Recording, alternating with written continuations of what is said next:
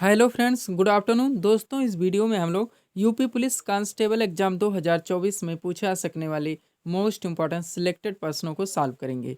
दोस्तों, ये सारे क्वेश्चंस हमारे आपके एग्जाम में पूछे जाने वाले प्रश्नों के सभी टॉपिक्स, प्रश्नों के लेवल, वहाँ प्रश्नों के टेंस, इसके अलावा दोस्तों आपके प्रीवियस ईयर एग्जाम्स में पूछे गए प्रश्नों को भी शामिल करने का प्रयास किया गया है। साथ में एक्स्ट्रा फैक्ट को पूरी तरह से कवर करने का प्रयास किया गया है।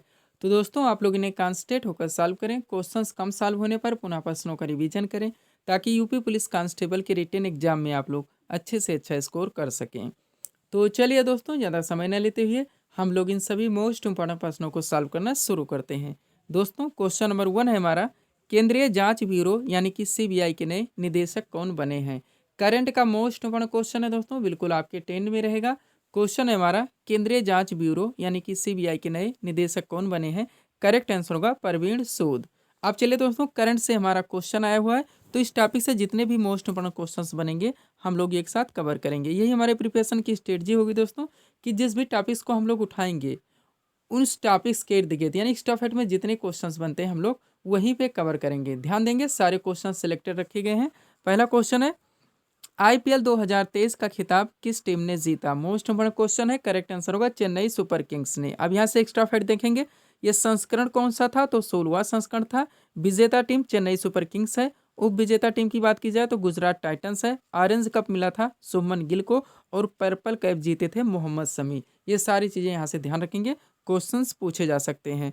अगला पॉइंट देखेंगे हम लोग। नेक्स्ट क्वेश्चन, क्वेश्चन क्या है दोस्तों, संघाई सहयोग संगठन। मोस्ट इंपोर्टेंट क्वेश्चन है, संघाई सहयोग संगठन शिखर सम्मेलन 2023 की मेजबानी किसने की, तो भारत के द्वारा की गई है। स्थापना हुई थी एससीओ की यानी संघाई सहयोग संगठन की 15 जून 2001 को। इसका मुख्यालय बीजिंग में है। और सदस्य देश के बारे में देखेंगे दोस्तों, 9 इसके सदस्य देश हैं। कौन कौन से हैं, चीन है, कजाकिस्तान है, किर्गिस्तान है, रूस है, तजिकिस्तान है, उज्बेकिस्तान है, भारत है, वहाँ पाकिस्तान है। तथा 9 देश जो नया जुड़ा हुआ दोस्तों, अपडेटेड है, वो ईरान जुड़ा हुआ है। ध्यान रखेंगे दोस्तों, इनका रिवीजन आप लोग ज़रूर करेंगे। मैं बार बार बोलता हूँ, प्रिपरेशन आप लोग कहीं से भी करें, प्रिपरेशन अच्छे ढंग से करें। ऐसा ना हो कि जो हम पढ़ें वहीं से क्वेश्चन आए और हमारे कंफ्यूज हो जाए और मिस्टेक की वजह से क्वेश्चन से गलत हो जाए। तो इसलिए रिवीजन जरूरी होता है। और जो आपके पाठ्यक्रम है दोस्तों, मैं बार बार बोलता हूँ, उन सभी पाठ्यक्रम को आप लोग पूरी तरह से फोकस रखें, जहाँ से क्वेश्चन पूछे जाने आपके सिलेबस में मेंशन किया गया है।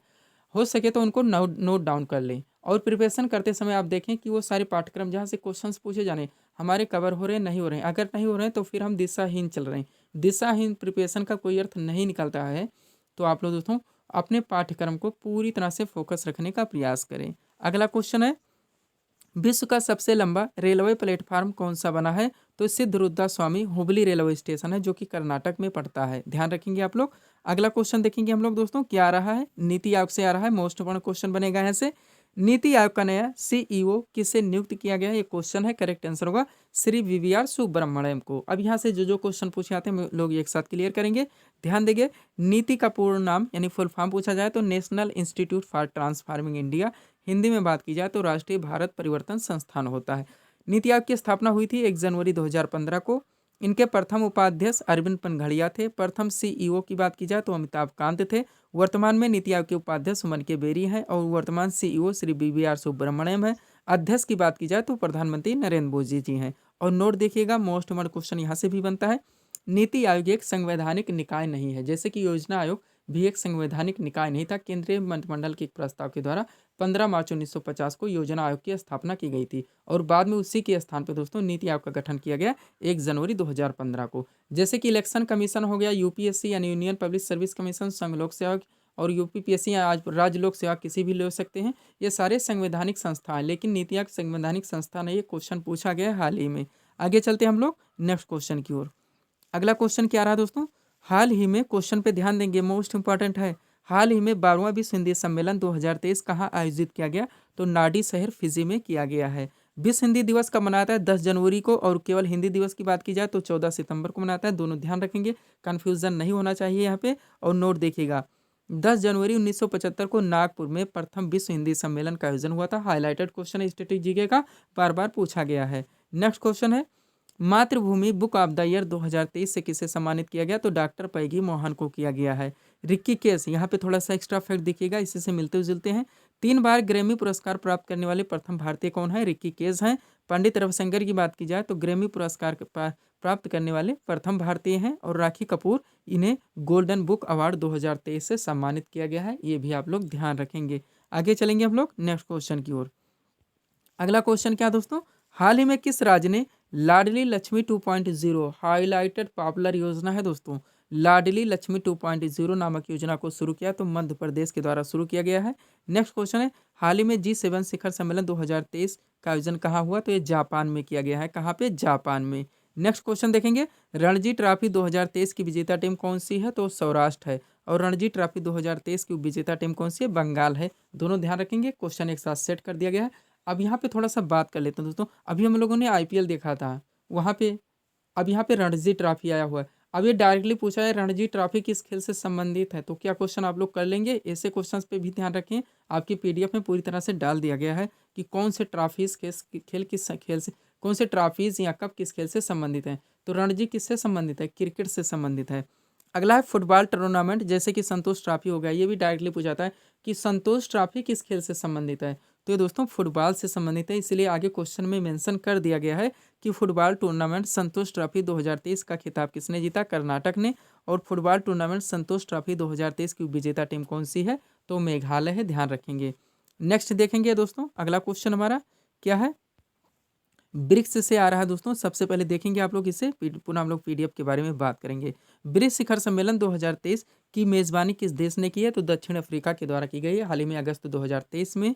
और संस्करण ये कौन सा था? तो 15वां संस्करण था। यहाँ से सारी स्टॉप पे ध्यान देंगे।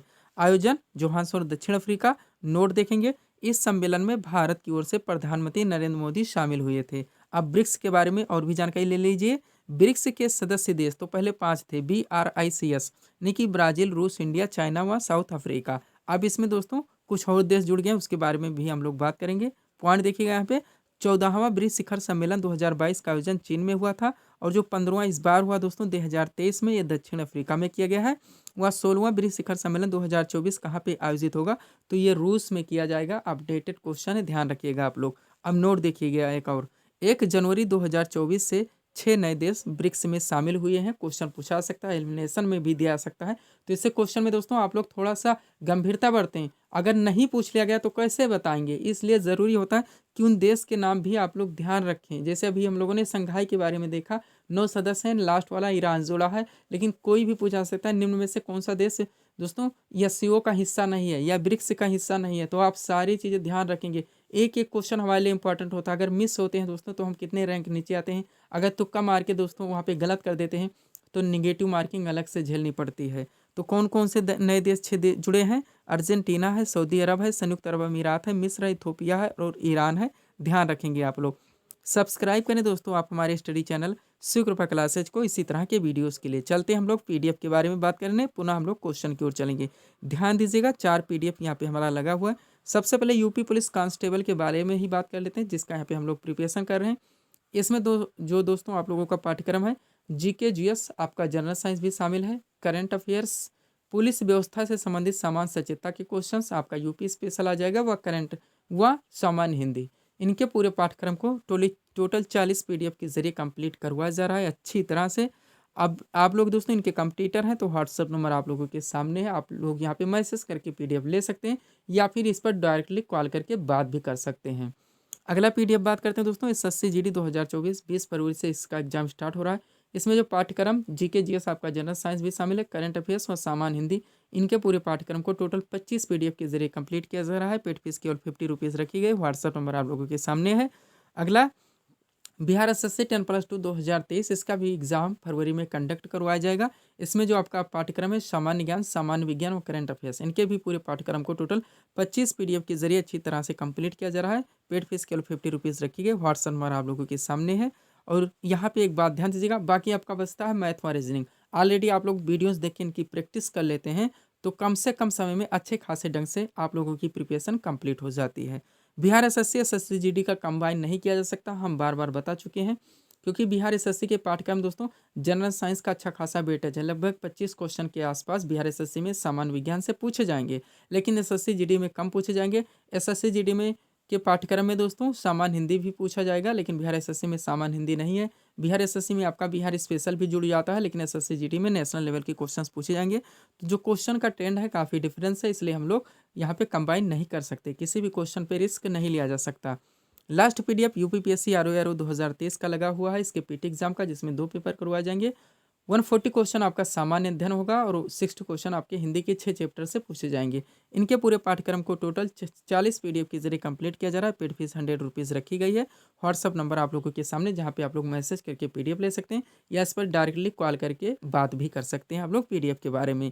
आगे चलते हैं हम लोग क्वेश्चन की ओर। अगला क्वेश्चन दोस्तों हमारा हिंदी से आ रहा है, ध्यान दीजिएगा। अच्छा खासा इसका भी वेटेज है यूपी पुलिस कांस्टेबल में, जैसे जीके जीएस का है। क्वेश्चन क्या रखा गया है, निम्न में स्वर्ग नदी किसका पर्यायवाची शब्द है? तो आकाश गंगा का है ये क्वेश्चन और आंसर था, यानी पर्यायवाची से क्वेश्चन सॉल्व करेंगे। अब चलिए एक्स्ट्रा फैक्ट में मोस्ट वन जो पर्यायवाची पूछे जाते हैं उनको हम लोग एक साथ कवर करेंगे। ध्यान देंगे आप लोग कॉन्सेंट्रेट होकर। एक बात ध्यान रखिए, मैं बार बार बोल चुका हूँ, हिंदी के क्वेश्चन आप लोग जब भी सॉल्व करें वर्तनी पर खास फोकस रखने का प्रयास करें। खासकर आप लोग जानते हैं दोस्तों, एग्जाम हाल में समय का दबाव यानी कि टाइम का जो प्रेशर होता है, इस कारण हम लोग वर्तनी पे फोकस नहीं कर पाते, अपने आंसर कर देते हैं और बहुत सारे क्वेश्चन हमारे वर्तनी के कारण गलत हो जाते हैं। तो वर्तनी पर खास फोकस रखें, चारों ऑप्शन चेक करें, एग्जैक्ट ढूंढें, उसके बाद अपने आंसर पर टिक करें। चलते हैं, सबसे पहले अतिथि का पर्यायवाची दिया गया है। तो दोस्तों पाहुन, मेहमान, आगंतुक और अभ्यागत, ये 4 मोस्ट इंपॉर्टेंट शब्द हैं। आप लोग इन्हें ध्यान रखेंगे तो यहाँ से अगर पूछा था क्वेश्चन तो मिस नहीं होने वाले हैं। अगला है अधिकार का पर्यायवाची। तो शक्ति होता है, सामर्थ्य होता है, क्षमता होता है, दावा होता है और हक होता है। 5 वर्ड यहाँ पे आप लोग ध्यान रखेंगे। नेक्स्ट है अंगूठी का। तो मुद्रिका होता है, मुंदरी होता है, मुद्रा होता है, अंगुलिका होता है, ये इतना आप लोग ध्यान रखेंगे। नेक्स्ट अनिवार्य का पर्यायवाची, आवश्यक, जरूरी, अपरिहार्य और बाध्यकर, ये ध्यान रखेंगे। नेक्स्ट है आकाश गंगा का पर्यायवाची, मंदाकिनी, सुर नदी, नवगंगा और स्वर्ग नदी, ये आप लोग ध्यान रखेंगे। किरण के पर्यायवाची की बात की जाए, अंशु होगा, रश्मि होगा, करी होगा, मरीच होगा, मयूख होगा, ये आप लोग ध्यान रखेंगे। दोस्तों ध्यान रखिएगा, प्रिपरेशन अच्छे ढंग से कीजिएगा और बेटर होगा अगर आप लोग दोस्तों पीडीएफ लेते हैं तो मैं ये कहना चाहूँगा कि उनका प्रिंट आउट निकलवाने का प्रयास करें। अगर प्रिंट आउट निकलवा लेते हैं आप लोग दोस्तों, थोड़ा सा मेहनत वहाँ पे कर लेते हैं और अंडरलाइन लगा के स्टडी करते हैं, पुनः एक बार रिविजन कर लेते हैं, तो बिना इधर उधर भटके एक अच्छे दोस्तों कम से कम समय में अच्छे ढंग से आप लोगों की प्रिपरेशन कंप्लीट हो जाती है, आप लोग एग्जाम के लिए रेडी हो जाते हैं। अगला है कोकिल का पर्यायवाची। किरण का देख लीजिएगा, अंशु है, रश्मि है, कर है, मरीच है और मयूख है। इंपॉर्टेंट शब्द सारे डाल दिए गए हैं। कोकिल का पिक होगा, कोयल होगा, वनप्रिया होगा और मदन इसलाका होगा। नेक्स्ट है कृतज्ञ का पर्यायवाची, ऋणी होगा, आभारी होगा, अनुगृहित होगा, उपकृत होगा और कृतार्थ होगा। नेक्स्ट है किनारा का पर्यायवाची, तीर होगा, कुल होगा, छोर होगा, तट होगा, पुलिन होगा और सिरा होगा। नेक्स्ट है झोपड़ी का पर्यायवाची, कुटी होगा, कुटिया होगा, पर्णकुटी होगा, कुंज होगा और छानी होगा। लास्ट है परतंत्र का पर्यायवाची, पराधीन होगा, परवश होगा, प्राश्रित होगा, गुलाम होगा, अधीन होगा। इतने शब्द आप लोग ध्यान रखेंगे तो यहाँ से क्वेश्चन मिस नहीं होंगे। अभी और भी इंपॉर्टेंट शब्द हैं जो हम लोग दोस्तों नेक्स्ट पीडीएफ में सॉल्व करेंगे। आगे चलते हम लोग नेक्स्ट क्वेश्चन की ओर। क्वेश्चन कहाँ से आ रहा है दोस्तों, ध्यान देंगे आप लोग, जनरल साइंस से आ रहा है। आप लोग जानते हैं अच्छा खासा वेटेज जिसका रहेगा आपके एग्जाम में। क्वेश्चन क्या है, वाटर टैंकों में शैवाल को नष्ट करने के लिए किस रसायन का प्रयोग किया जाता है? करेक्ट आंसर होगा कॉपर सल्फेट का। ये क्वेश्चन और आंसर थे। अब चलिए जनरल साइंस के मोस्ट इंपॉर्टेंट प्रश्नों को एक साथ कवर करते हैं। सबसे पहले फोटोग्राफी में किस पदार्थ का प्रयोग किया जाता है? तो सिल्वर ब्रोमाइड का किया जाता है। रिवीजन जरूर करेंगे। नेक्स्ट है कौन सी ग्रंथि रक्तचाप को नियंत्रित करती है? तो एड्रिनल ग्रंथि है। नेक्स्ट है प्रकाश वर्ष किसकी इकाई है? दूरी की है। ये सारे हाईलाइटेड क्वेश्चन है। नेक्स्ट मनुष्य के शरीर में पिट्यूटरी ग्रंथ कहाँ पर पाई जाती है? मस्तिष्क में पाई जाती है। अगला मनुष्य के शरीर के किस ग्रंथि को मास्टर ग्रंथि भी कहते हैं? तो पिट्यूटरी ग्रंथि है, जिसे पीयूष ग्रंथि, यानी पिट्यूटरी या पीयूष ग्रंथि एक ही है, ध्यान रखेंगे। नेक्स्ट सड़कों पर लगे लैंप को में किस प्रकार के दर्पण का प्रयोग किया जाता है? तो उत्तल दर्पण का। अगला है किसी तारे के विभिन्न रंग में से हमें क्या पता चलता है? तो उस तारे के तापमान का पता चलता है। किसका? उस तारे के तापमान का पता चलता है। अगला पॉइंट क्या है दोस्तों, कृत्रिम वर्षा मोस्ट इंपॉर्टेंट है। कृत्रिम वर्षा करने के लिए किस रसायन का प्रयोग किया जाता है? तो सिल्वर आयोडाइड का किया जाता है। अगला है रक्तदाब मापने वाले यंत्र को क्या कहा जाता है? तो स्फेग्नोमैनोमीटर कहा जाता है। अगला है मनुष्य के शरीर में प्रोटीन का पाचन कहाँ पर होता है? छोटी आंत में। अगला है रक्त के शुद्धिकरण की प्रक्रिया को क्या कहा जाता है? डायलिसिस कहा जाता है। नेक्स्ट है कपड़ा सुखाने वाली मशीन किस सिद्धांत पर कार्य करती है? तो अपकेंद्रीय बल के सिद्धांत पर। अगला है आसमान में तारों का टिमटिमाना किस सिद्धांत पर आधारित है? प्रकाश का अपवर्तन। नेक्स्ट है हीटर का तार किसका बना होता है? तो नाइक्रोम का बना होता है। किसका? नाइक्रोम का। नेक्स्ट नाभिक में कौन से कण होते हैं? तो न्यूट्रॉन और प्रोटॉन होते हैं। क्या? न्यूट्रॉन और प्रोटॉन। बार बार पूछा गया दोस्तों वनडे एग्जाम्स में क्वेश्चन। नेक्स्ट किन रंगों को मूल रंग कहा जाता है? तो नीला, लाल व हरा है। अगला है समुद्र का नीला रंग क्यों दिखाई देता है? तो प्रकाश के प्रकीर्णन के कारण। अगला है परमाणु बम किस सिद्धांत पर आधारित है? तो नाभिकीय विखंडन पर। वह हाइड्रोजन बम किस सिद्धांत पर आधारित है? तो नाभिकीय संलयन पर। दोनों क्वेश्चन एक साथ सेट कर दिया गया है। अगला क्वेश्चन क्या है? प्रकाश संश्लेषण की क्रिया में प्रकाश की किस रंग में सबसे अधिक होती है? तो लाल रंग में होती है। और लाल रक्तकण का निर्माण मनुष्य के शरीर में कहाँ होता है? तो अस्थि मज्जा में होता है। बार बार पूछा गया है। सब्सक्राइब करें दोस्तों आप हमारे स्टडी चैनल श्री कृपा क्लासेज को इसी तरह के वीडियोस के लिए। अगला क्वेश्चन कहाँ से आ रहा है दोस्तों? लोकप्रिय उपनाम से आ रहा है। मोस्ट क्वेश्चन यहाँ से बनते हैं, इजी होते हैं, रिवीजन अनिवार्य है। क्वेश्चन क्या रखा गया है? देश रत्न किस महापुरुष का लोकप्रिय उपनाम है? तो डॉक्टर राजेंद्र प्रसाद का ये क्वेश्चन और आंसर था। अब इस टॉपिक से जितने क्वेश्चंस बनते हैं एक साथ हम लोग कवर कर लेंगे। ध्यान देंगे आप लोग। एक तरफ दिया गया लोकप्रिय उपनाम और दूसरी तरफ महत्वपूर्ण व्यक्तित्व, यानी किस महत्वपूर्ण व्यक्ति का क्या लोकप्रिय उपनाम रहा है। सबसे पहले सीमांत गांधी। सीमांत गांधी किसका लोकप्रिय उपनाम था? खान अब्दुल गफ्फार खां का। अगला है वयोवृद्ध पुरुष, ये किसका था? दादा भाई नौरोजी का। अगला है पंजाब केसरी, ये किसका था? लाला लाजपत राय का। नेक्स्ट है देशबंधु, बार बार पूछा गया है, किस व्यक्ति का लोकप्रिय उपनाम था? चित्तरंजन दास का। आगे चलेंगे हम लोग। नेक्स्ट क्या आ रहा है दोस्तों? लोकनायक, मोस्ट इंपॉर्टेंट है, ये किनका लोकप्रिय उपनाम था? जयप्रकाश नारायण का। अगला है भारत का शेक्सपियर, ये किसका था? महाकवि कालिदास का। हॉकी के जादूगर लोकप्रिय उपनाम किसका है? मेजर ध्यानचंद का है। लिटिल मास्टर के नाम से कौन जाने जाते थे? सुनील गावस्कर। बाबूजी के नाम से जगजीवन राम। निर्मल हृदय किसका लोकप्रिय उपनाम था? मदर टेरेसा का। उड़न परी पीटी उषा का था। किनका? पीटी उषा का। अगला क्या है दोस्तों? स्वर्ग स्वर्ण कोकिला, ये किसका लोकप्रिय उपनाम था? लता मंगेशकर का है। नेक्स्ट भारत कोकिला, ये सरोजिनी नायडू का था। नेक्स्ट है लौह पुरुष, किसका लोकप्रिय उपनाम था? सरदार वल्लभ भाई पटेल का। देश रत्न के नाम से कौन जाने जाते थे? डॉक्टर राजेंद्र प्रसाद। महामना पंडित मदन मोहन मालवीय। शहीद आजम के नाम से भगत सिंह। तूतीय हिंद के नाम से अमीर खुसरो। दो चारों बचे हैं तूतीय हिंद के नाम से अमीर खुसरो। और लास्ट है भारत का नेपोलियन, किसका लोकप्रिय उपनाम था? बार बार पूछा था, समुद्रगुप्त का था। किसका? समुद्रगुप्त का। अगला क्वेश्चन कहाँ से आ रहा है दोस्तों? हिस्ट्री से आ रहा है। क्वेश्चन क्या पूछा गया है? मौर्य वंश की स्थापना किसने की थी? करेक्ट आंसर होगा चंद्रगुप्त मौर्य ने। ये क्वेश्चन और आंसर थे, यानी स्थापना से संबंधित क्वेश्चन पूछे जा रहे हैं कि कौन से वंश के संस्थापक कौन थे। मोस्ट हमारे क्वेश्चन बनते हैं यहाँ से, आप लोग जानते हैं। और इनकी राजधानी भी डाल दी गई है ताकि ये क्वेश्चन पूरी तरह से आप लोगों का यही कंप्लीट हो सके। तो चलिए शुरू करते हैं। एक तरफ प्रमुख राजवंश, फिर संस्थापक और फिर राजधानी। सबसे पहले हर्यक वंश, संस्थापक बिंबिसार थे। इन्होंने हर्यक वंश की स्थापना कब की थी? कहाँ पे की थी दोस्तों? हर्यक वंश की राजधानी कहाँ पे थी? राजगिरे में थी। कहाँ पे? हर्यक वंश, संस्थापक बिंबिसार और राजधानी राजगिरे। नेक्स्ट है मौर्य वंश, संस्थापक चंद्रगुप्त मौर्य और इनकी राजधानी पाटलिपुत्र थी। आगे चलेंगे हम लोग, दो हमारा हो गया है। अगला ध्यान देंगे आप लोग, शुंग वंश आ रहा है। संस्थापक कौन है? पुष्यमित्र शुंग है।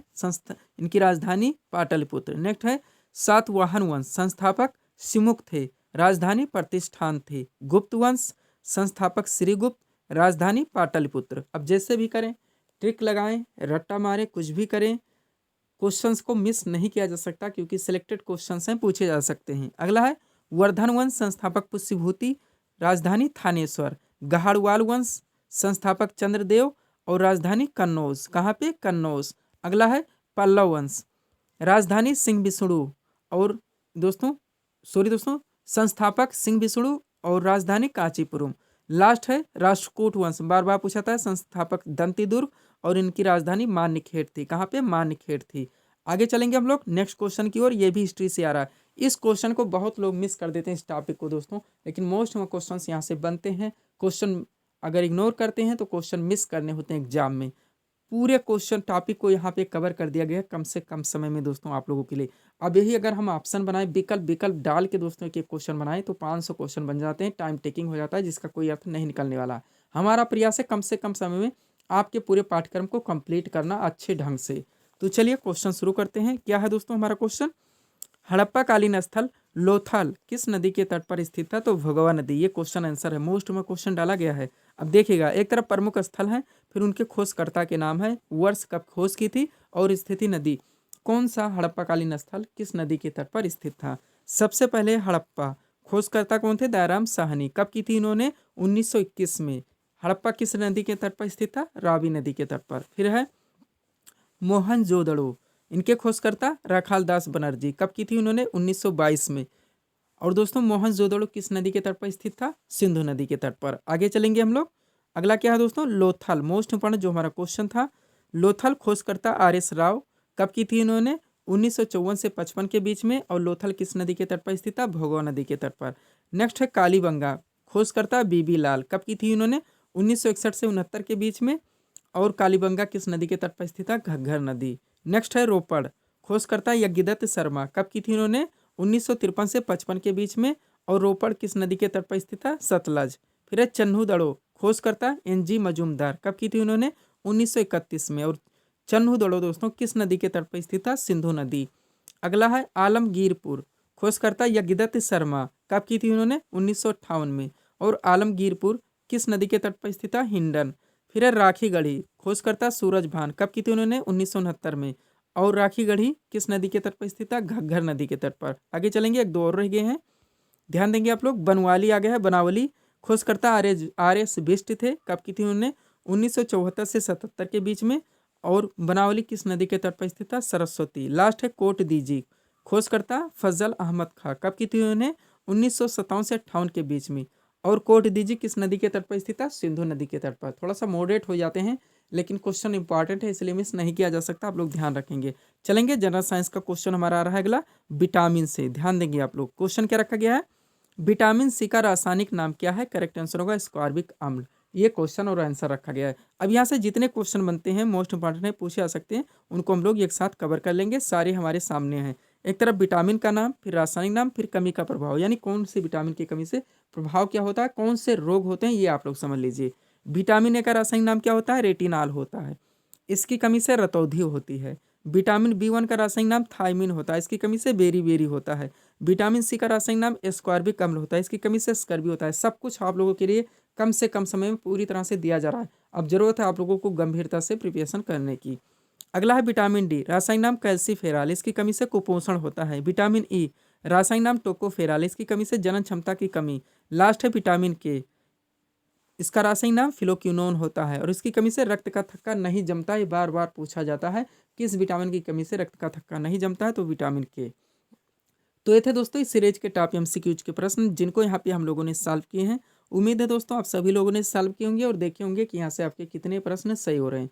तो दोस्तों इसी तरह के वीडियोस के लिए आप हमारे स्टडी चैनल शिव कृपा क्लासेस से जुड़े हैं, चैनल को सब्सक्राइब करें, ताकि हमारे द्वारा दिए जाने वाले सभी वीडियोस आप क्रम से सबसे पहले देख सकें। तो मिलते हैं दोस्तों हम नेक्स्ट वीडियोस में। Thanks for watching.